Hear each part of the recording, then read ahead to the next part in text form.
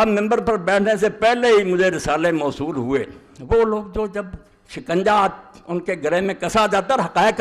چھوڑو جی یہ بات سے کیا رہا، نہیں آپ لوگ ون وے ٹریفک چلانا چاہتے ہیں، ایک رٹی رٹائی کہانی رسالے چھاپتے ہیں، کربلا کی کہانی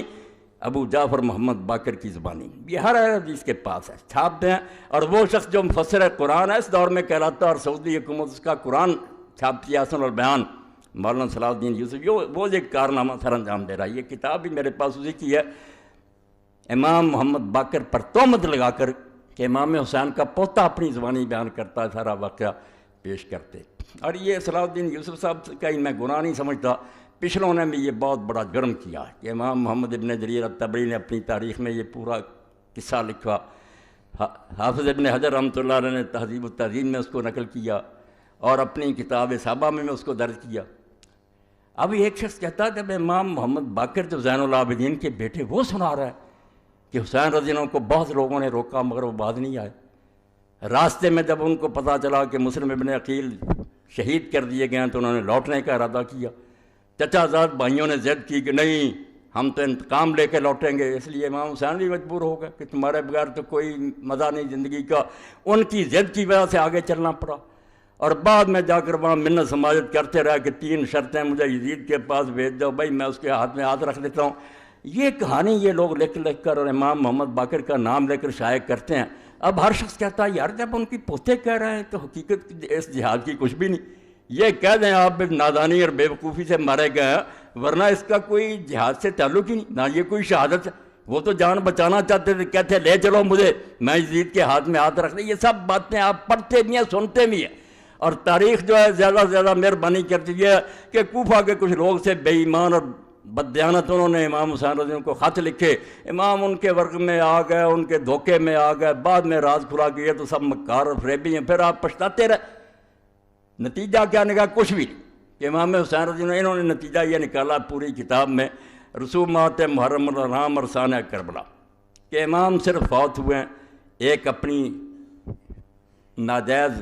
غرور اور گھمنڈ کی وجہ سے کہ سمجھتے تھے میں رسول اللہ کا نواسا ہوں اس لیے بہتر ہوں، یہ نسلی غرور ان کو لے ڈوبا۔ میں یہ کتاب آپ کے سامنے پیش کر رہا ہوں، لے کر پڑھیں، اور یہ ہر مولوی کے پاس ہے، جتنے نا اہل حدیث علماء سب کے پاس یہی ہے، اسی کو رٹے طوطے کی طرح دہراتے رہتے ہیں، کسی کو توفیق نہیں کہ نکال کر دیکھے کہ یہ باتیں کوئی صحیح نہیں ہیں۔ تو امام حسین رضی اللہ عنہ جی کہتے تھے کہ مجھے لے چلو میں بیعت کر لیتا ہوں، مگر دوسری بات جو بے وقوفی کی وہ عبید اللہ بن زیاد نے کی کہ اس نے ضد کی کہ پہلے میرے ہاتھ پر بیعت کرو پھر دمشق لے کر جاؤں گا، تو امام نے خواہ مخواہ ایک ناجائز بات کہی کہ نہیں تیرے ہاتھ گورنر پر بیعت نہیں کروں گا، وہاں میں کروں گا، صرف اتنی بات پر عبید اللہ کہنے لگا نہیں آئینی بات ہے میں گورنر میرے ہاتھ پر، یعنی یہ امام حسین رضی اللہ عنہ کو ایک احمق ضدی اور مغرور آدمی ثابت کیا جو خواہ مخواہ اپنی جان دے گیا ورنہ کچھ حقیقت نہیں، اور اس میں صاف صاف لکھا کہ یزید کو بیعت کا مطالبہ کرنے کا کیوں حق نہیں تھا، کیونکہ جب سوائے 2 آدمیوں کے عبداللہ بن زبیر اور امام حسین کے ساری سلطنت میں لوگوں نے اس کی بیعت کر لی تھی، وہ کیوں نہ بیعت مانگتا، امام حسین جھوٹا تھا۔ یہ پوری کتاب ہے۔ اب ہم اس کا جواب اگر میں دوں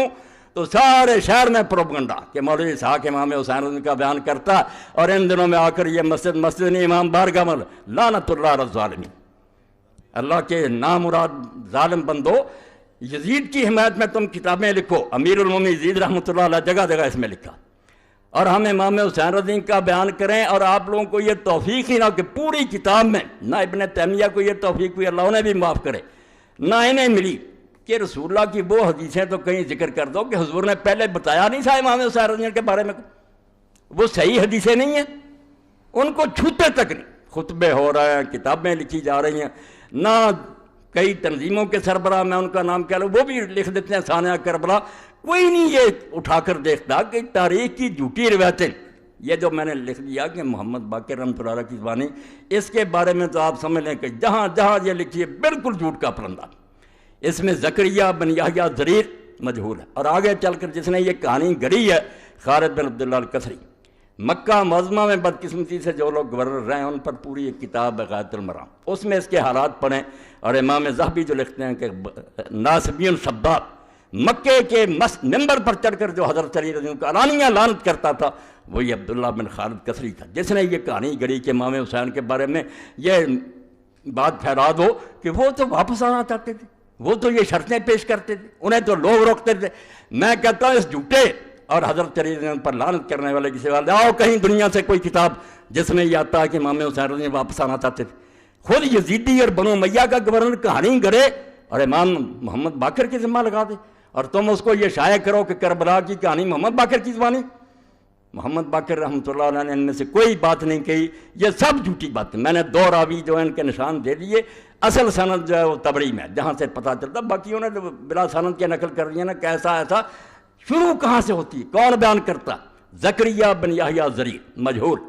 اور آگے کون ہے؟ خالد بن عبداللہ الکسری، جس کو کہتے ہیں بغیض ناصبی، ایسا دشمن علی کہ مکہ کے ممبر پر حضرت علی رضی اللہ عنہ کی لعنت کرتا تھا۔ مگر ایسے لوگ پھر ان کو اللہ تعالیٰ معافی نہیں دیتا۔ آخر میں خود بنو امیہ نے اسے معذور کیا، اور جس برے طریقے سے اس کو پھر کوڑے لگائے اگر سزائیں ملی، وہ تاریخ کا ایک حصہ وہ پڑھنا چاہیے کہ ظالم کی گرفت کیسے ہوئی۔ پھر اس کی کہانی لیے پھر تو دشمن اہل بیت کی کہ امام محمد باقر نے یہ کہا۔ تو اللہ کے لیے توبہ کرو، حدیث کی کتابوں کی طرف رجوع کرو۔ حسین رضی اللہ تعالیٰ عنہ پاگل تھا، اور کسی ظالم نے آج تک نہیں کہا، اور یہ بات جو ہے اس کو بیان نہیں کیا کہ کوفہ بلانے والے تھے کون؟ امام حسین رضی اللہ عنہ بچہ تھا جو لوگوں کے بلانے پر چلا گیا، جو اٹھتا کہ کوفہ والوں نے بلایا اور بعد میں انہوں نے پورا نہیں کیا۔ ظالموں شرم کرو، وہ بلانے والا وہ جو امیر معاویہ رضی اللہ عنہ اس کے پاسنگ بھی نہیں۔ حضرت سلیمان بن سرد رضی اللہ عنہ کو کہتے ہو کہ وہ جھوٹا تھا۔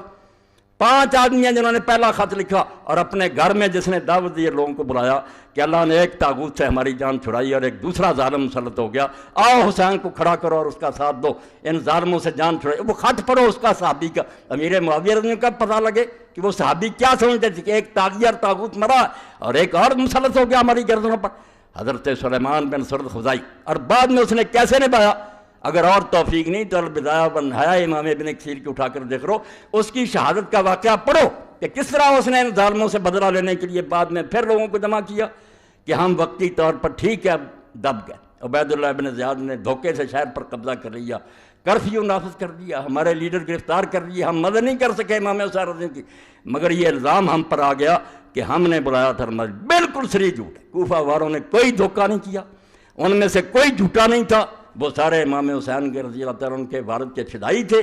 اور حضرت سلیمان ابن سرد رضی اللہ صحابین جلیلا نبیذا فاضلا، جن کی شہادت کے واقعات لکھا اور امام نے لکھا کہ شہید ہو گیا، اللہ ان پر بے شمار رحمتیں کرے، اس کو ظالموں بدنام کرتے کہ جھوٹا تھا اور بڑھا دیا تھا، بدلہ لینے کے لیے اٹھا۔ اس تحریک کو توابون کی تحریک کہتے ہیں۔ 4000 آدمی کربلا میں گئے، امام حسین رضی اللہ عنہ کی قبر پر عہد کیا کہ یا بدلہ لیں گے ان ظالموں سے یا اپنی جانیں دے دیں گے۔ عبید اللہ زیاد کے ساتھ پھر مار کے وہ بیچارے مارے گئے، شہید ہو گئے۔ بعد میں بدلہ جس کی قسمت میں تھا، مختار ابن ابی عبید السکفی، اس نے ایک ایک کا صفایا کیا، شمر اور ابن زیاد سارے جتنے اس کے ہاتھ سے مارے گئے۔ مگر یہ حضرت سلیمان ابن سرد اور ان کے ساتھی جتنے بلانے والے تھے یہ عین الوردہ کے مقام پر شہید ہوئے، اپنی جانیں انہوں نے دے دی، اپنا وعدہ نبھا دیا۔